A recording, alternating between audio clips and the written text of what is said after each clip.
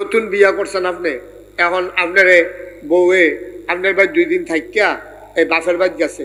বাপের বাড়ি গেছে পরে মায় শাশি ভাবিরা সকলে বের দিয়া ধরছে, তোর জামাই গিরহ, তোর হরি গিরহ, তোর হৌরে গিরহ, তার ননদ আছে নি, ব্যবহার গিরহ, এই যে জিগাইতে আছে। এখন এবি দিয়ে যদি সবজি দুষের কথা কয়, আমা কইয়েন না গো, মানুষের জাত না। বাপের বাদ গিয়া নতুন বউয়ে কইলো আর কি, নতুন বউ তো জিগাইব সকলে, মাইয়ারা বিয়া দিছে তাই ঘর সংসার করবো, তো তাই জিগাইতো না সকলে। মায়ে ধরছে, বাপে ধরছে, বইনে ধরছে, নন্দে ভাবিরা ধরছে, শাশিরা আইসে দৌড়াইয়া আইয়া সেটা কইছে গো, এই তোর যে হৌর বাদ গেছলি যে তারা মানুষ কিরহ? মা মানুষ না, মানুষ না, আমার হরিটা কথায় কথায় খালি দম খায়, আর জামাই এমনি চেহারায় না সুন্দর, খাইচুত খারাপ তো। এবারে নন্দরা তাই বয়স কম ফাইকা রয়েছে, তাই এমন কথা কয়। খানাফা তো বোয়াই সেটা আম্মা, আমরা এগুলোর মাইয়া ফোন জীবনে ওই কথা এবার চিন্তা করে দেখছেন নি, সব করে গজব করে দিস। আর হৌরটা বুড়ো হয়ে গেছে, এবার লাভ বগিতা এই গেছে গেছে গেছে করতে থাকে অক করে গজব। আম্মা আমি কই গিয়া বললাম জাহান নামের আগুন। আচ্ছা এবার কর, এই কথাটি কইলে বউটা, নতুন বউটা যদি বাহির এই কথাটি কয়, তাহলে হেতারা কইব বুঝছিলাম তো ভালাই, মানুষ না তো হইলে। এই যে মন্তব্যটা করলো বেআইনের ব্যাপারে, বেআইনের ব্যাপারে, জামাইয়ের ব্যাপারে, ও আম্মা আপনি যে বিয়া বই আইছেন আপনার কারণে। আপনি যদি কথাটি গোপন রাখতেন, আপনি যদি কইতেন না আম্মা, আপনি আম্মা হালাই গিয়ে আমি আরেক আম্মা পাইছি, মাশাআল্লাহ আমার শ্বশুরে যেমনি বৌমা কইয়া ডাক দেয়, আরে আব্বা আমার এমনি জি কইয়া ডাক দিছে না, কুতুর বাড়াইয়া বাড়াইয়া কইছেন আর কি, অকনো হেসা হেসা কইছেন না, কুতুর বাড়াইয়ে কইছেন। মনে করে যে আমার হৌরে যেমনি বৌমা কইয়া ডাক দেয় আমারে সারা, সেই দিন করে আমি গেছি করে লগে লগে গাছের তে বড়ি ফাইরা আইনার সাথে বউরে বড়ি দে নুন মুচ দিয়া দিস, এরপরে জিয়েরি দিয়ে বড়ি ফাটাইছে আমার শ্বশুরে, বুড়া বেড়ায় এমনি খেলুইতে পারে না সুজো হইয়া আমার লেগে আদর করে বড়ি ফাটছে। আমার হরিয়ে না আমারে না খাওয়াইয়া জীবনে হাত ভিজায় না, আমার নন্দে ওকরা আমার লগে দিয়ে বইয়া বইয়া খায় আমারে মাছের টুকরা। এটি কইলে কি তৈল? আপনার হৌর বাড়ির ইজ্জতরা আপনার বাপের বাড়ি তৈল, তৈলে আপনার বাপের বাড়ির তারা আপনার হৌর বাড়ির ইজ্জত দিল, আর আপনার ইজ্জত দিয়ে আপনার হৌর বাড়ির তারা ইজ্জত দিলে আপনার জামার ইজ্জত বাড়ল, আপনার জামার ইজ্জত বাড়লে এবার আবার আপনার ইজ্জত দেওয়ান শিখল। ঠিক কিনা কম? কিন্তু আপনি তো গজব গজব করে দিছেন, আপনি তো বড়বড়াইয়া সব কথা কইয়া দিয়া বইয়া দিচ্ছেন। অহন তো হেতারা কয় আর অমানুষ জিগতরে কই দিলাম গো জাহান নামের আগুনও আস, তো জাহান নামের আগুন কম তো না, এটা দাউ দাউ করে বাড়বো। আর আপনি যদি এটা মাইন্ডা নিয়া তারার প্রশংসা করেন, এই প্রশংসা যখন তারা শুনবো তখন দেখবেন তারা আপনার প্রতি মহব্বত বাড়াইব। তাহলে আমার মায়েরা 3টা কাম করবো জামাইয়ের ব্যাপারে, জামাই এবং জামাইয়ের বাড়ি হৌর হরির ব্যাপারে 3টা কাম করবো। লজ্জাগুলো ঢেকে রাখবে, লজ্জা ঢেকে রাখবে, জামাইয়ের বাড়ির কথা জীবনে বাহির বাজ্ঞা কইতো না, 1 নাম্বার। 2 নাম্বারে জামাই, শ্বশুর, শাশুড়ি, ননদ, জাল, দেওর, ভাসুর, তারার আরামের ব্যবস্থা করবো। আরাম মানে কি? তারারে ফাউ টিপা দিব, তারপরে তারারে খালি আদর, এটা না। আরামের ব্যবস্থা বলতে এবিডির কারণে তারা যেন কষ্ট না পায়, এবিডির ব্যবহারে আচরণে তারা যেন কষ্ট না পায়, 2 নাম্বার। 3 নাম্বার হইলো ওই জামাইয়ের ইজ্জত বাড়াইব। কেমনি ইজ্জত বাড়াইব? কেমনে? ওই এই জামাইয়ের নামে গিয়ে হৌরের কাছে, নিজের বাপের কাছে বাড়াইয়া বাড়াইয়া কইব মাশাআল্লাহ আপনার জামাইয়ের যেই ধৈর্য, এই ফুরান লুঙ্গি লুঙ্গি সিলাইয়া সিলাইয়া এরপরেও ফিন দে, গরিব হইলেও মানুষটা শৌখিন মানুষ। এরপরে এবিডি এদুর কইলে বাহে বুঝ জ্বালাইব জামাইয়ের একটা লুঙ্গি দেওয়ার দরকার, বুঝ জ্বালাইব নি যে আমার জিয়ে কইছে জামাই বিলে ফুরান লুঙ্গিটা সিলাই সিলাই ফিন দে, আল্লাহ আমার অনেক দিছে, জামাইটা গরিব হইতে পারে, আমার তো জিয়ের জামাই। তখন এই ইজ্জত বাড়বো। হৌরে দেখলে তখন ওই বেআই বেআইনে এ দেখবেন আদর যত্ন করব। আর যদি তুচ্ছ তাচ্ছিল্য করে দেখলে হেতারা কইব আমার জিয়েরে কষ্ট দিয়ে বেড়াইতে আইস, মনে মনে হইলেও কইব, ডাইরেক্ট না কইল। সুতরাং এটা আমাদের মহিলারা, আমাদের মায়েরা ইচ্ছা করলে এটা পারে। আর আমি যেটা কইছিলাম মহিলাদের এক কাজ, পুরুষদের আরেক কাজ। পুরুষেরা দান দাইব, মহিলারা বাড়ির ভিতরে দান লইব, পুরুষেরা দান রইত হুগাইব, মহিলারা এটি আবার জায়গা পরিষ্কার করিয়া বস্তাত বইরা রাখবো, পুরুষেরা ওই মেইলেতে সরাইয়া আনবো, এবি দিয়ে পুরা ডিজাইন আলগা সুবহানাল্লাহ কয় না। পুরুষেরা মেহনত করে করে সব করে দিব, এবিডি আমরা রান্দা দিব, পুরুষেরা মাছ ধরে আনবো ডুবাইয়া, এবিডি কুটটা রান্দা দিব, এমনি বাক করে করিয়া। এরপরেও দেখেন আমরা নবীজি কেমনে শিখাই দিয়া গেছে। নবীজি যদি কুতুর অবসর পাইতো দৌড় দিয়ে গিয়া দেখতো আম্মা জান আয়সা রান্না করে, আয়সা কিতা করো, রান্না শুরু করছি, কথা আমিও তো অবসর কোনো কাম নাই, তো তুমি চুলাটা আগুনটা ধরাও, আমি ফেসটি কাটটা দিই, আমি মহিষটি কাটটা দিই। তো নবীজি ফেজের ডেটটা ভাঙ্গা কাটটা দিত, ফেসটি চুল্লা দিত, আম্মা জান আয়সায় লগে দিয়ে বইয়া বইয়া রানতো। সুবহানাল্লাহ সুবহানাল্লাহ। আমরাও পুরুষ লোক যখন অবসর থাকেন বাজারও আড্ডা মাইরেন না, দোকানও বইয়া থাকেন না, বউবাইতের লোকে কিছু কাম করে, এতে সম্পর্ক ভালো হইব, লস হইতো না লাভ ছাড়া, লাভ হইতো, লাভ ছাড়া কোনো লস নাই।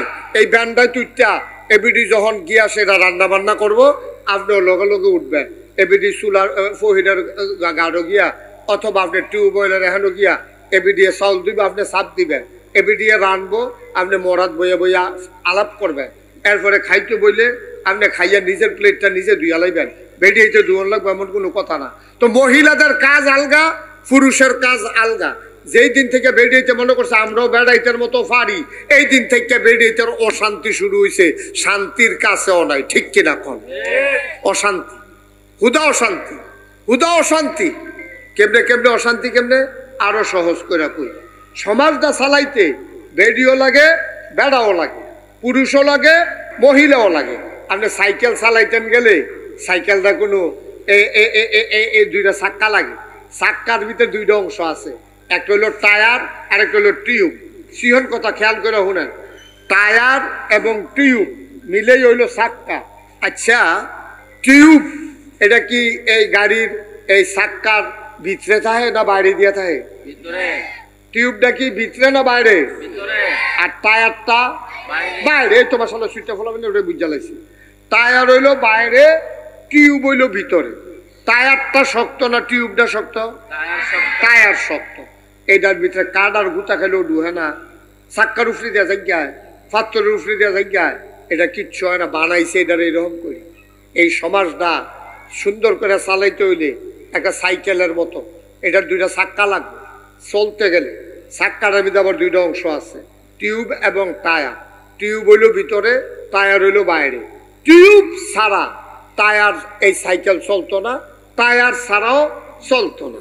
এখন একটা হইলো ভিতরে আর একটা হইলো বাইরে। আচ্ছা, টিউবে যদি কয় আমি বাতাসটা ফার্মটা ধরে রাখি, আমারে ভিতরে হালাই রাখে, কেউ তো আর আমারে দেখে না, তখন থেকে আমি বাইরে থাম, টায়ার ভিতরে থাকবো।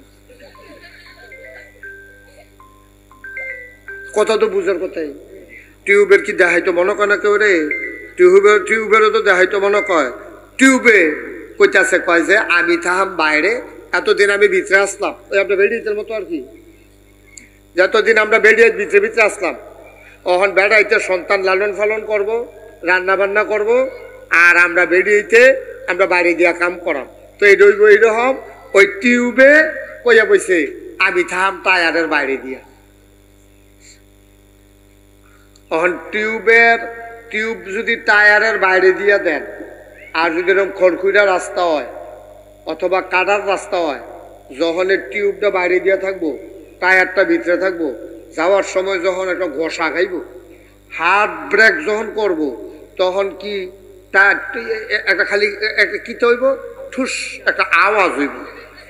আওয়াজটার লগে লগে টিউবটা ঠুস নাই, কারণ টিউব তো হয়তো নরম। আল্লাহ তো বুদ্ধি করে মহিলারা নরম বানাইছে, এবিটির ধৈর্য বেশি দিছে। 10 মাস 10 দিন ফুতরারে ফেরল হইছে, এরপরে 2.5 বছর বুকের দুধ খাওয়াইছে। বাসে গিয়া ঘুম দেয়, ফজরের পরে দিয়ে উঠে। আর এবিটি গিয়া 10 বার 20 বার 50 বার ফুতের আলগি দিয়ে দিয়া সাইতে ফাঁসাব করছে নি। মারে যেই ধৈর্যটা আল্লাহ দিছে, বাপের এই ধৈর্যটা দিছে না। মায় খাইতে বইছে, হ্যাঁ, কুলের ভিতরে ফেসাব করে দিছে। বেড়াইতে একটু চিন্তা করেছেন, মনে করেন তারে কুলো লইয়া খাইতেন বইছেন, এমন টাইমে ফেসাব করছে, তে যে আসার দিছেন না, তার কপালটা বাবা। বেড়া হইতো তো জায়গা আসার দিয়া অথবা এটা দিয়ে হালাই দিয়া এটা এটা সরাইতে সরাই এটা এখন তো খাইতাম বসি কুদুরে খাইতামও পারতাম না, এটা জ্বালায় সবে তো শেষ। কিন্তু আমার আম্মা তো একদিনও কয় না, মায় তো একদিনও কয় না তুমি আব্বা খাইতা বইছো, একদিন তোমার কুলো ফেসাব করলে তোমার ফুতে দেখলো তুমি কি তা করো। আর এই বিডির কুলো খাইতে বসে ফেসাব করে পায়খানা করে, এই খানাটা এই আত্রা দুইয়া বাসনটা ঠেলা দিয়া আবার ফুতেরে পরিষ্কার করিয়া আবার এই খাইতে বইয়া লইছে। সুবহানাল্লাহ সুবহানাল্লাহ। মায়েদেরকে আল্লাহ কত ধৈর্য দিছে, কত ধৈর্য দিছে মায়েদেরকে। আমরা পুরুষেরা 100 ভাগের 1 ভাগও নাই। আমরা হইলে সেইটা মিথ্যা আসাইরা মাসাইরা ডানার দইরা কতক্ষণ ফহিরের মধ্যে লাড়া সাড়া দিয়ে এইটা দিয়ে আর উড়ানো হালাই রাখলাম। কিন্তু মহিলারা কত আদর কইরা খানা ভাততে পায়খানা কইরা দিছে, এবি দিয়ে পরিষ্কার কইরা আবার আইয়া খাইতে আছে এই মা। এর লাইগা পুরুষের কাজ পুরুষ করব, মহিলার কাজ মহিলা করব। বাজারও যাইতো না, বাজারও যাইব বেড়াইতে, কারণ এখন দুনিয়ার এই বাজার হলো দুনিয়ার খারাপ জায়গা। এখন অনেক জাতের বেড়াইতে বেড়াইতে গেলে দেখে লাইব অসভ্য বেড়াইতেছে, খারাপ বেড়াইতেছে, অন্য গ্রামের বেড়াইতেছে। আমরা মহিলারা বাজারও যাইব না, বাজারও যাইব আব্বারা, আব্বারা বাজার করে আইনা দিব, মায়ের আইনা দিব। বলেন সুবহানাল্লাহ। আল্লাহ যেন আমি যেই কথাগুলো বুঝাইতে চাইলাম এটা হলো মায়েদের ক্ষেত্র একটা, পুরুষের ক্ষেত্র আর একটা। কিন্তু কেউ শুরু করে দেখানোর দরকার নাই। আপনি যদি কোন বউরে আইয়া সেরা ঘরে তুমি কি কামো লাগছো, তো তুমি কি কামো লাগছো এবিডি একদিন খালি দুম ধরে হইতে থাকবো, আমরা টের পাইবেন এবিডি কি কামো লাগছে। আবার মহিলারা যদি কয় তোমার কাম কিটা, আমি তখন বাজার পারি, আমি তো সব পারি, বেডিয়েতে যদি এই কথা কয় এইটাও দোষ, এইটাও দোষ। পুরুষ ছাড়া মহিলারা অচল, মহিলা ছাড়া পুরুষ অচল। এই জন্য আল্লাহ পুরুষ মহিলা দুইজনকে সুন্দর করে বানাই দিছে যেন সুখময় দাম্পত্য জীবন করে, তারা যেন সুন্দরভাবে ইসলামী জিন্দেগি করে, পরবর্তী প্রজন্ম সন্তানগুলাকে যেন মানুষ বানাইতে পারে। এটা হলো তাদের কাজ। আল্লাহ যেন কবুল করে, সবাই কোনা আমিন। এই পৃথিবীতে মহিলা সব জায়গায় দরকার। মহিলা ছাড়া পরিবার হয় না, মহিলা ছাড়া সমাজ হয় না, মহিলা ছাড়া রাষ্ট্র হয় না। নবীজির জমানায়ও মহিলাদের বিশাল ভূমিকা ছিল। সাহাবারা যখন যুদ্ধ করতেন আর মহিলারা তাঁবুর ভিতরে থাকতেন, কেউ আহত হইলে তার চিকিৎসার ব্যবস্থা করতেন, সেবা শুশ্রূষা করতেন মহিলারা। বলেন সুবহানাল্লাহ। এই মহিলারা তাদের সেবা শুশ্রূষা করতেন। তাইলে এখন যুদ্ধ করতে গিয়ে তারা আহত হয়েছে, তাদের তো চিকিৎসা দরকার। আর মহিলারা যদি চিকিৎসা না করতো তাইলে যে এই লোকগুলা মারা যাইতো, পরবর্তীতে যুদ্ধ করতে পারত না। কবি নজরুল আমাদের যিনি জাতীয় কবি, তিনি বলেছেন এ বিশ্ব চরাচরে যা কিছু চিরকল্যাণকর, অর্ধেক তার করিয়াছে নারী, অর্ধেক তার নর। অর্থাৎ আপনি যত সুন্দর জিনিস দেখেন, এই যে জমিনে ফসল দেখেন, আর আমরা যদি কই হ্যাঁ ঠিক আছে এটা আমরা পুরুষ লোকেরা করছে, বেড়াইতে করছে, এখনো মহিলাদের কোনো কাম নাই, তারা কোনো পাত্র গেছে না। হ্যাঁ কথা তো ঠিকই, কিন্তু বেড়াইতে যে পাত্র গেছে, এবারে যে ভাত খাইয়া গেছে, ভাত নিয়ে রাঁধছে কেনা, এবিডি রান্দা দেওয়া নেয় না, এবার খাইছে, খাইতো ফারো নেয় না, এবার পাত্র যাইতো পারছে। তা এক একজনের জায়গা এক এক খানো আল্লাহ নির্ধারণ করে দিছে। মহিলারা তাদের সন্তান, তাদের পরিবার, তাদের স্বামী এগুলো দেখে শুনে রাখবে, আর পুরুষেরা বাইরের কাজগুলা করবে। এখন আমাদের দেশে কিছু কিছু মহিলা এখন বাড়ইছে, তারা কইতো চায় আমরা কি বাইরের কাম পারি না? অবশ্যই পারেন। আপনারা যদি মনে করেন আমরাও দান দাইতাম পারি, তো একটা মহিলাকে আল্লাহ যেই ধরনের সৌন্দর্য দিয়া বানাইছে, তাদের গায়ের চামড়ার যে থিকনেস, এটার যে পুরুত্ব, ঘনত্ব একবারে পাতলা এবং কোমল, এই কোমল চামড়া আপনি যদি একাধারে কয়দিন রৈদ দিয়া রাখেন তখন এটা খড়খুড়ে হয়ে যাবো গা, মানুষটা অসুস্থ হয়ে যাবে। বেড়াইতের চামড়া আল্লাহ বানাইছে শক্ত করে, এই জন্য বেড়াইতে সারাদিন রৈদে ফুইরা মেঘে বিজ্জা কাম করলেও তার তেমন কোনো ক্ষতি হয় না। এখন আমরার মহিলারা যদি মনে করে যে আমরাও ধান্দায় আর বেড়াইতে খালি আমরা খালি গড় কাম করাম, আমরা পাত্র বাতাস লাগাম শৈল, তারপরে গিয়ে গরু ছাগল আনাম নেন, তারপরে বাজারও যায়াম। তো গেলে কোনো কেউ ধৈর্য রাখতো না, তবে এটা পারতেন না, কারণ বেড়াইতে যে আমরা বাসের ভিতরে জায়গা না পাইলে সাধুর চালাইতে পারে। কারণ বেড়াইতে যদি আমিও সাধু উঠাম, তো এটা কেমনে সম্ভব হবো? কেমনে বাতাসে বাতাসে উড়াইয়া মুড়াইয়া কেমনে ছেড়া বেড়া হয়ে যাবো না? তো এটা কইলেই হইতো না, এটি কইতো গিয়া সমাজের ভিতরে শৃঙ্খলা হয়েছে না বিশৃঙ্খলা হয়েছে? বিশৃঙ্খলা হয়েছে, বিশৃঙ্খলা হয়েছে। বেড়াইতো যে চাকরি করে, বেড়াইতো যে চাকরি করে, এটি কোনো গণ নাই, এটি কোনো গণ নাই। বেড়াইতে বেড়াইতে দুইজন সমান সর্দার হয়ে গেলে গা, এটি কোনো গড় থাকতো না, একজনের না একজনের মাইন্ডা নিতই। আর রিজালু কাওয়ামুনা আলান নিসা, আল্লাহ বলেছেন পুরুষেরা হলো দায়িত্ব পালন করবে, আর মহিলারা এই পুরুষের দায়িত্বে থাকিয়া যখন যেটা করা দরকার করবে। আমি মহিলাদেরকে কোনোভাবেই ছুটু বলতেছি না। আপনি সন্তান লালন পালন করেন, আপনি প্রাইমারি ইনস্টিটিউশন, আপনি হচ্ছেন সন্তানকে মানুষ করার জন্য আপনি সবচেয়ে বড় শিক্ষিকা।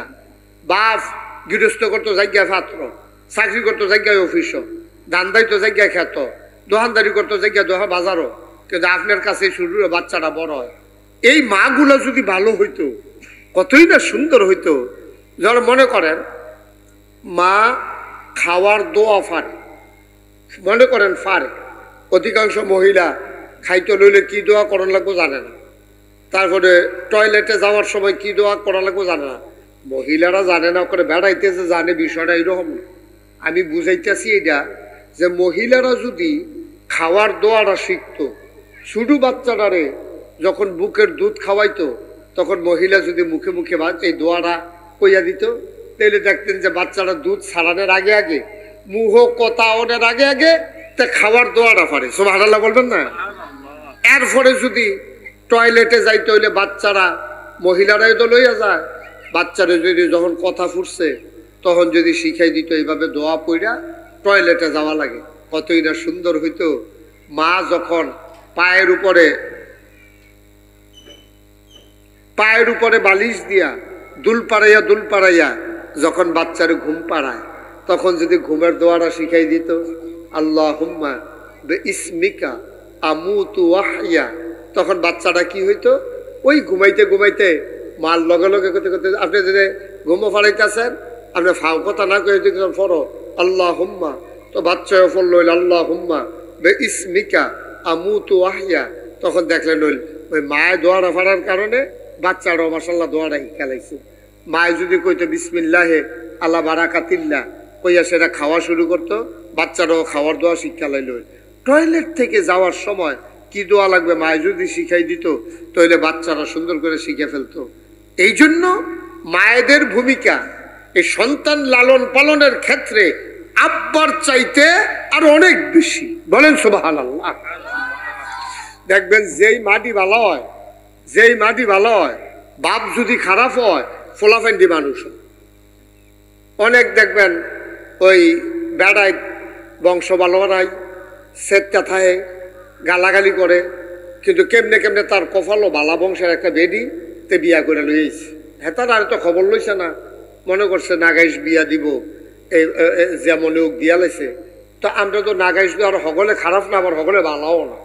তো আমরার ভিতরে সেতা বেড়া ফদাফদি করি না, বেড়া বালা বেড়ি বিয়া করে লই যাইয়া বসছে।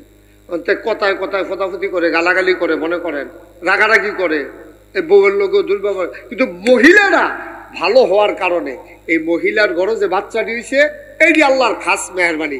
সবটি লেহা পড়ায়, আদবে কায়দায়, চেহারা সুরতে মাশাআল্লাহ একেবারে সুন্দর হয়ে গেছে। বলেন সুবহানাল্লাহ।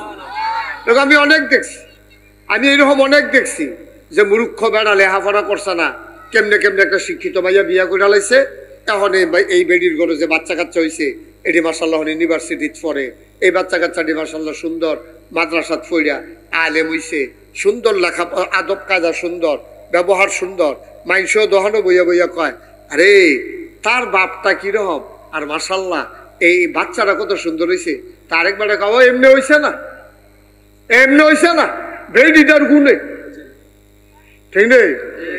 বেডিটার গুণে, বেডিটার গুণে, বেডিটা ভালা পড়ছে, এর লেগিয়া তার গড় এই ফুট হয়েছে না, তার গড়ে কোনো এই ফুট হইল না। তে যেই ফেস লাগাই না কহেন দা কিতা করে কখন জানা, কিন্তু তার ঘরে এই ফুট আশা করণ গেল নইল বেডিটার গুণে মাসাল্লাহ বংশাবলী মাইয়া পড়ছে রে। এই বেডিটার বাপ বিলে মসজিদের ইমাম আছেন, বেডিরা মাসাল্লাহ নামাজে রোজায় আমলে আখলাকে পর্দা ফুসি দেয়, সব দিক দিয়ে মাসাল্লাহ একটা আমরা গ্রাম চুক্তি একটা ভালো মহিলা পড়ছে। এই কারণে মহিলার সন্তানটিও ভালো। সুবহানাল্লাহ কইতেন না? যেরকম সুবহানাল্লাহ। যেন মায়েদের অনেক একবারে সহজ করে কই, একবারে সহজ কথা শোনেন, সময় আমরা কম। একবারে সহজ কথা হইল সব জায়গার ক্ষেত্র আছে। আর আমি যে নাগাইশের ফিসা বুঝু, আমি যদি মনে করি সব কাম আমি করাম, আমি গৃহস্থী করাম, আমি দাও বানায়াম, আমি দোকানদারি করাম, আমি আবার ওয়াজ করাম, আমি আবার চাকরি করাম, আমি সব করাম, এটা হইতো না। এটা আল্লাহ ভাগ করে করে কাম দিচ্ছে। যেমন এক তারা কাপড় বানাইব, আরেক তারা কাপড় ফরব, টেইলারে কাপড় বানাই দিব ফরব, আবার টেইলারে কাপড় পাইব কো, আরেক তারা ওই সুতা দিয়া কাপড় বানাই তো সুতা পাইব কো, আরেক তারা তুলা দিয়া সুতা বানাইব। দেখেন কাম কেমন আল্লাহ ভাগ করে দিছে। এক তারা তুলা দিয়া সুতা বানায়, ও তুলা পাইব কো, আরেক তারা তুলার গাছ লাগাইছে। এই তুলার গাছ লাগাই না এক বেড়া, সুতা বানাই না তুলাতে আরেক বেড়া, সুতাতে কাপড় বানাই না আরেক বেড়া, কাপড়তে পাঞ্জাবি বানাই না আরেক বেড়া, গাও দৌড় না আরেক বেড়া। সুবহানাল্লাহ কইতেন না? আবার এই কাপড় দুই না আর ওই তারা আমরা আম্মারা আমরা বোনেরা কাপড় দিয়া দেয়, ফিটফাট করে দেয়, সুন্দর করে দেয়, বেড়ায় সমাজও যায়। তাহলে দেখেন কাজ দিয়ে কেমনে ভাগ করে দিছে আল্লাহ। তুলা গাছ লাগাই না, সুতা বানাই না, সুতাতে কাপড় বানাই না, কাপড় কাটটা পাঞ্জাবি বানাই না, কাপড় এই পাঞ্জাবি আবার গাও দৌড় না, আবার এই পাঞ্জাবি বয়ল হইলে আরেক তারা। এমনি আল্লাহ ঠিক ঘরের ভিতরও মহিলারা দিছে। সন্তান মহিলাদের পেটে আসবে, পুরুষের পেটে আসবে না, এটা আল্লাহর ফায়সালা। এবিটি সন্তান ফেরো লইব, বাপে আবার বাবায় ওই এবিটি স্বামীয়ে এই মহিলার আবার খেদমত করব। আমরা দেশ মনে করে বেডিতে খালি বেড়াইতের খেদমত করবো, বেড়াইতের মধ্যে কোনো দায়িত্ব নাই। আপনার জ্বর উঠলে যদি এবিটি মাথার ফানি দিতে পারে, তো এবিটির জ্বর উঠলে মাথার ফানি দিব না। বেড়াইতেছে কইতাছে হুজুরের না ভালো লাভ হয়েছে, কামের কামি হয়ে দিয়া যেতেছে আমরা না। এটা তো মহব্বতের বিষয়, এটা তো দায়িত্বের বিষয়। এবিডি আপনার জ্বর উঠলে এবিডি আপনার ফানি মাথার ফানি দিয়া দেয়, তো এবিডির জ্বর উঠলে আপনার মাথার ফানি দিলে কি আপনি ফুটতে দেবেন গা? এটা আপনার দায়িত্ব। এবিডির মাথা ব্যথা করতেছে, মাথাটা সিরাজে গিতেছে, আপনার মাথা ব্যথা করেন কোনের লগে লগে এবিডি আপনার মাথাটা কুতুর টিপ্পা দেয়। তা আপনি কুতুরা এবিডির মাথাটা যখন ব্যথায় সিরাজে গিতেছে, আপনিও কুতুর মাথাটা টিপ্পা দেন, সুন্দর করে একটু মাথার তেল দিয়া দেন, মাথার কুতুর পানি দিয়া দেন। সমস্যা কি? সমস্যা কি? স্বামী স্ত্রীর বিষয়। এরকম না করলে হুন্না লিবাসুল লাকুম ওয়া আনতুম লিবাসুল লাহুন্না, কোরআন শরীফের আয়াত।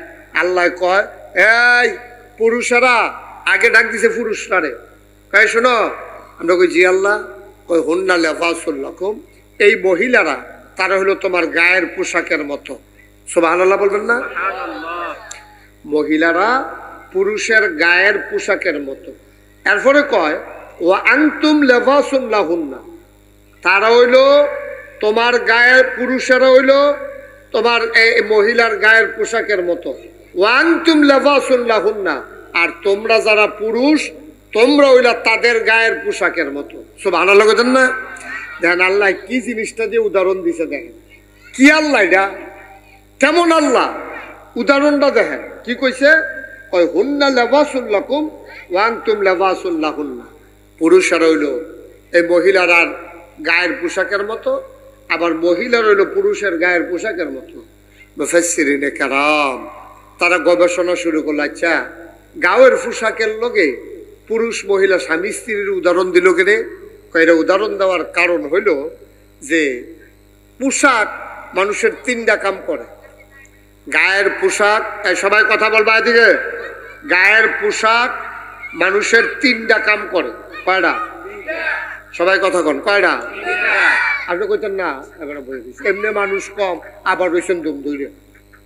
কয়টা? আপনি তিন কইতেন পারেন না, দুইয়ের পরে তিন আর কি। কয়টা কয়টা উপকার করে? গায়ের পোশাক তিনটা কাম করে। আপনার লজ্জাস্থান ঢাইকা রাখে, খুব খেয়াল করেন। 2 নম্বরে আপনার ইজ্জত বাড়ায়, 3 নম্বরে আরাম দেয়। গায়ের পোশাকে তিনটা কাম করে। আপনি লজ্জাস্থান ঢেকে রাখে পুরুষ হন মহিলা হন। 2 নাম্বার আপনি ইজ্জত বাড়ায়। আপনি দামি একটা কাপড় পইরা অপরিচিত জায়গায় গেলে দাম একরকম, আর সিরা একটা গামছা গাও দিয়ে গেলে এটার দামও বাড়ার একরকম। তাইলে 1 নাম্বারে লজ্জাস্থান ঢেকে, এটা তো বোঝানোর কিছু নাই। আপনি লজ্জাস্থান লুঙ্গি না পরলে লজ্জাস্থান দেখা যাবে। মহিলারা কাপড় 3 পিস সালোয়ার কামিজ তারপরে গিয়া শাড়ি না পরলে তাদের লজ্জাস্থান প্রকাশ হয়ে যাবে। তো গায়ের পোশাক উদ্দেশ্য হলো 3টা। 1 নম্বরে হলো লজ্জাস্থান ঢেকে রাখবে, 2 নম্বরে আপনার ইজ্জত বাড়াবে, 3 নম্বরে আপনাকে আরাম দেবে। গায়ের চাদর শীতের ভিতরে আরাম দেয়নিও, এই গায়ের পোশাক যদি চাদরটা না থাকতো তাহলে আপনি আরাম পেলেন না। এই গায়ের পোশাক 3টা কাম করে, আবার আবার আবার আবার মুখস্থ করে। 1 নম্বরে হইলো লজ্জাস্থান ঢেকে রাখে, 2 নম্বরে ইজ্জত বাড়ায়, 3 নম্বরে আপনার আরাম। ঠিক আল্লাহ কেমনি উদাহরণটা মিলাইছে দেখেন। তোমরা স্বামী স্ত্রী একজন আরেকজনের জন্য গায়ের পোশাক, গায়ের পোশাকে যেমন 3টা কাম করে, লজ্জা ঢেকে রাখে, এবারে গিয়ে ইজ্জত বাড়ায়, আরাম দেয়। তোমরা জামাইরা বউয়ের জন্য এই 3টা কাম করবা, তাদের লজ্জা ঢেকে রাখবা, তাদের ইজ্জত বাড়াইবা, তাদেরকে আরাম দিবা। আবার বেরিয়ে কইতে আছে তোমরা মহিলারা জামাই লজ্জা ঢেকে রাখবা, আরাম দিবা, ইজ্জত বাড়াইবা।